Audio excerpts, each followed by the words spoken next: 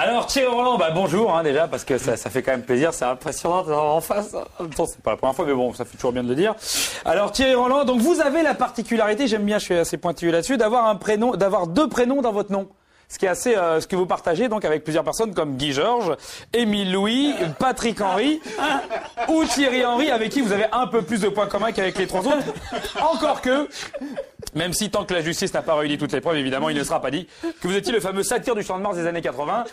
Donc bon, a priori, donc vous n'avez qu'un lien. Même si avant les matchs, on se rappelait toujours que Thierry Roland, il rendait toujours hommage à un petit enfant décédé. Hein, c'est vrai. A priori, vous n'étiez pas dans le coup de la mort de l'enfant.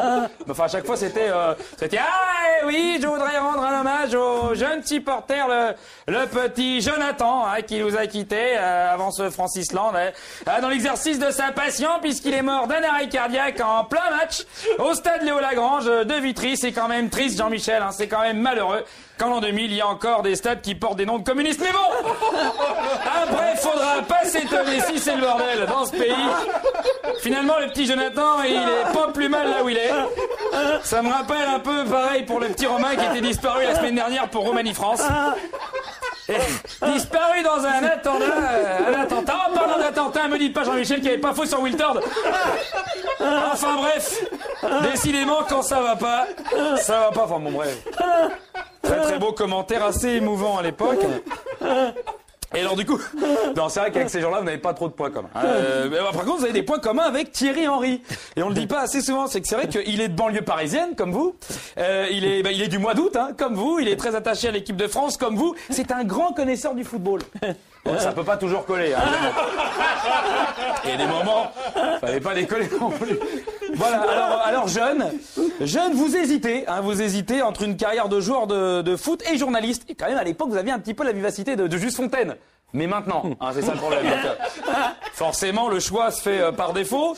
Donc, vous décidez d'être journaliste. Et là, une grande carrière. Là où vous créez notamment aussi, vous êtes président de club, le Variété Club de France, avec des anciens footballeurs et des gens du showbiz, du théâtre, du cinéma. Et d'ailleurs, une belle réussite qui intéresserait M6 parce qu'ils se disent que quitte à avoir une équipe avec des anciens footeux, des clowns et des peintres, autant qu'ils soient bénévoles. Au moins, ils auront un peu moins l'impression de se la faire mettre profond.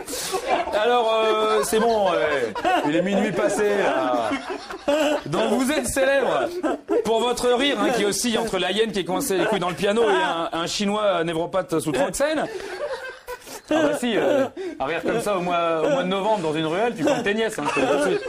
Donc vous êtes célèbre aussi pour votre analyse souvent un peu géopolitique avant les matchs en fonction des pays, qui nous rappelle un peu Marx et Durkheim. C'est pas l'attaque du RC Strasbourg, c'est les sociologues. Alors on vous connaît aussi pour vos phrases, vos fameuses phrases. Alors, monsieur Foot, vous êtes un salaud. Vas-y mon petit bonhomme. Jean-Mimi, c'est in the pocket. Et quel enfoiré ce Charles Villeneuve, je lui couperais bien la tête pour lui chier dans le cou. C'est pas la plus connue, mais elle a été dite. Elle a été dite. Charles Villeneuve, avec qui vous ne passerez pas vos vacances ensemble, et finalement, parce que vous l'attendiez dans le zig, et il vous l'a mis dans le zag, quand même. Bien dans le zag, même. Alors donc, après votre éviction de TF1, bien sûr, vous cherchez un bon proctologue, déjà, pour vous remettre. Et puis surtout, vous remettre de vos émotions et une reconversion. Et comme pour vous, le bonheur est dans le gazon et l'équipe de France a un incroyable talent, vous rejoignez M6. M6, 100% max, 100% poker, 100% foot, 100% plantade avec les Girondins, 0% d'augmentation pour les animateurs, et ça, tu voulais que j'en parle. Et c'est pas avec les 10 millions à Francis Gillot que ça va bouger. M6 qui accueillera plus tard Jean-Mimi pour reformer le duo magique de notre enfance. À nouveau vous partagez le même studio, les mêmes maquilleuses, le même verre de Stéradant. Et oui, le temps a fait son œuvre. Il manque juste Vincent Hardy qui nous a quittés pour aller vendre des pelouses synthétiques comme Guy Varche qui vend des piscines. Mais bon, tout ça c'est loin. Alors j'ai envie de vous dire que la commission de discipline pour tout ça vous relaxe et vous souhaite de revoir les Bleus champions du monde sur ESPN classique. Parce que sinon,